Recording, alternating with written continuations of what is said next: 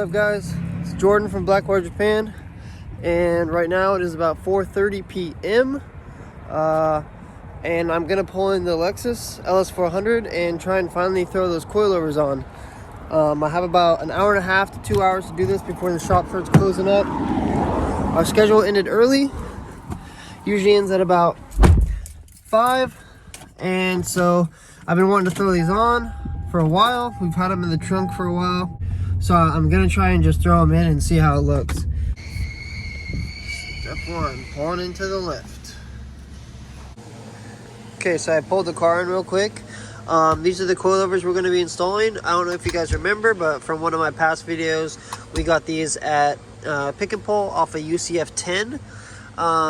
Some people don't know that UCF10 and UCF20 shares the exact same suspension, but the UCF20 is a little bit longer, I believe, in the rear. So the rear might sit a little lower than normal using UCF10 struts. First things first, get the car up in the air, however you decide to do that. If you're using jack, make sure you use the jack stands so you don't fall, the car doesn't fall on you and kill you.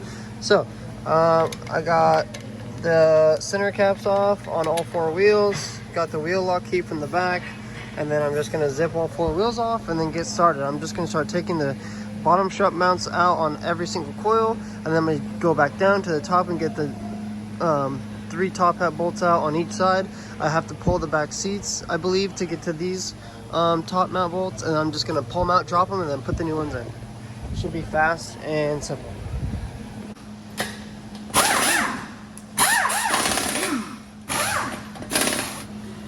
So it looks like these bottom bolts are 19s. I like to get a wrench so I can hold one on one side and then just zip it off with the other side. Obviously you guys might not have air tools, so if you just have a big 1/2-inch breaker bar with a 1/2-inch 19, you should be able to have someone hold the other side with the wrench, or you might be able to just do it yourself or kind of jam it into a position where it won't move and break the other side loose and then just ratchet it off.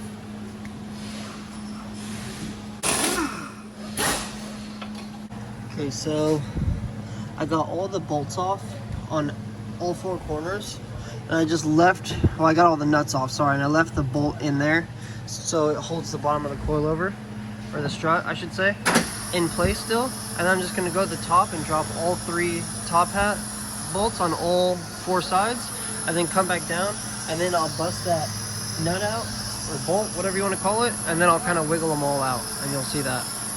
Alright, so these top hat bolts are 14. I like to get a long 14 in my gun. And they should just zip off for the most part. Back. To get to the back, on most of the Lexus, the rear-wheel drive Lexus, you actually just go through the gas tank. But this is a bigger chassis, so they like to fall right behind the seats. So to get to the back, back there to access that, it's really not that hard. You just kind of pull up. I know that looked easier than it might actually be, but if your seats haven't been taken out often, it might be a little harder. But they just sit in these clips, the bottom one. So the bottom actually just pops up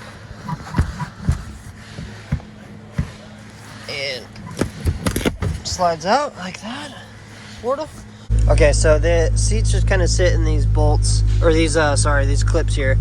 These pink little clips. They all just kind of sit inside that. Pretty easy. The back's a little bit harder. You can leave the seat belts alone. You really don't have to pull this out all the way, just enough to get to those top hats. So you're going to want to find the bolts for it. So there's one of them. I know it's so hard to see. There's one of them there. There's one here on this side. And I think there's going to be one more under there. Yep. And then probably one more on that side. Okay, guys, so I got all 4 of those out, and the seats still don't want to come up. On my SC, there's no bolts up here. They just pop up. But on this, it's a little different. On the UCF20, I don't know if it's the same on the UCF10. I don't think it is, but you got to take these headrests out, and there's this little flap here. And there's a bolt right there on both sides. So just make sure you guys do that. All right, so I actually missed another one. Behind this flap, there's another bolt that I missed for the center. So now this can just lay down like that. I'm not gonna undo my seatbelts. And then you still can't see it, but you can access it right there. They're under here. Probably just gonna pull this off though. I don't really care about this thing. Yeah, and then I can see those a lot better. There we go. Oh, I'm just gonna toss this, don't need this. Maybe I'll hang on to it, I don't know. I'll stick it back here for now. All right, so now that you have this exposed, you should be able to just pull it up enough, try not to break it, and grab the 3 bolts back there. It's kind of a tight squeeze on this one, so just do your best not to break this. I'm sure there's an easy way to pop this out, but you might have to pop this guy out, and I'm not doing that. So this is the easy way. Okay, now that I have all of the top hat bolts out on all 4 corners, I'm gonna go to the bottom of the strut again and pull out the big bolts and just manhandle them out one by one. And then I'm gonna put the new ones in. So I'm having trouble getting this to wanna come out. It doesn't wanna budge for some reason. It's just too long to push it back out of that strut mount on the bottom there. So everything I've seen says to take apart the, just pop this bolt off and then pop the front upper ball joints out, and then that will pull this away, and then this will have enough room to just let go. All right guys, so like I was saying, I hammered the shit out of this after loosening this bolt. After loosening this castle nut, I hammered the shit out of this and the ball joint let go, but I made sure to hold this because you don't want to put a lot of stress on this brake line here by just letting it slack to the side. So if you can, have a buddy hold that while you just wiggle the strut out, and then I kind of just set it back in place with a little bit of thread on there just so it's not stressing on anything in there after the strut's out. So as you can see, these struts were done. You can see those bushings were just done for. I kept hearing them squeak more and more in the front, so I was like, you know what, let's put those coilovers in sooner than I wanted to. You know, I was gonna wait until we got wheels and stuff, but yeah, these are goners. Okay guys, so I just learned something. There's 3 bolts on here, and then when you take this off, there's actually 3 more bolts under there. So I popped the bottoms loose and I was like, why isn't this coming off yet? But this is like a silencer thing, I think, on top to, I don't even know, quiet it, going over bumps or some bullshit. So now I gotta bust loose the other 3 bolts for the top hats. Okay, so I got all 4 old struts out. Now I'm going to slowly put in all 4 new struts. I don't think I'm going to mess with dampening too much. Probably going to just leave it on whatever it's on right now and then kind of mess with it later. Maybe I'll put it on full stiff or full soft. Probably full soft. And then drive it around, see if I need to stiffen it up a little bit. But yeah, so time to start putting it back in.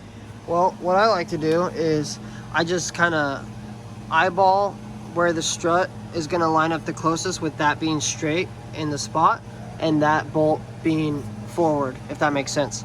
So I put those in first and I just kind of hold it with one hand, and then with my other hand I just tighten it up there, throw a couple nuts on so it's kind of just hanging, and then I'll just slowly lift this up and slide through one of the bottom bolts.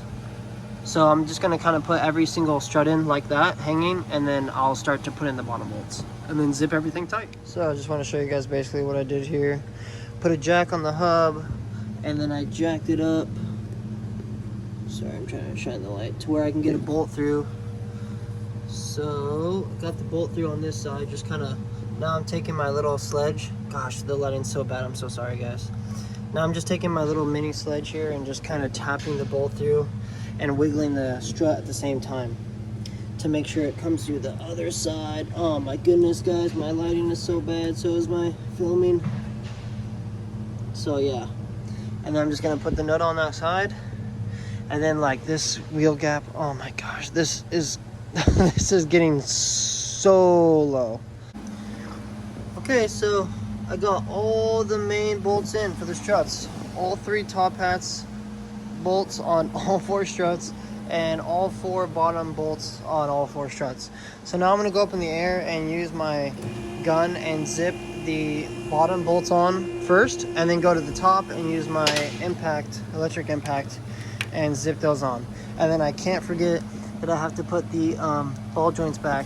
Make sure you guys put your ball joints back if you took them out. Right now I'm just putting the wheels on. The rears look ridiculous.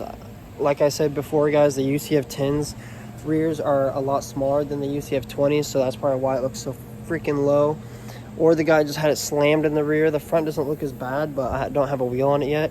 So right now I'm just putting all the wheels on. I got all the top hats, bolts tightened, and then I'm gonna put all the wheels on, tighten them all up, put it on the ground, torque the wheels, and then get it off the lift and see if it's good. If it's good, I'm gonna put the back seats back together. Wish me luck. So I put the wheels on and tightened them. The rack bottomed out before the car did, so this isn't even the final height. So I need to jack it up from the tow hooks and get it off the rack, and then kind of see where it sits from there. Yo, not gonna lie, it looks kind of gangster, and I was able to pull out and turn 180 degrees, and it rubbed a little bit. It sounded like it was just rubbing maybe on the plastic cowl underneath in the front, but like, this is basically how it's gonna sit for now. I mean, I'm gonna drive it home. I live kind of far from where I work, so I'm gonna drive it home and see how it does driving home. But it doesn't look horrible. Like, it looks just like a stock Lexus just fucking slammed. It looks so funny with those wheels.